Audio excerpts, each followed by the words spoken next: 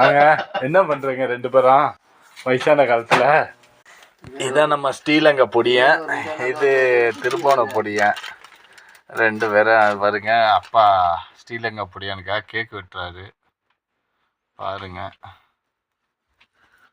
இது ஸ்ரீலங்காவில் 3000 ரூபாவும்.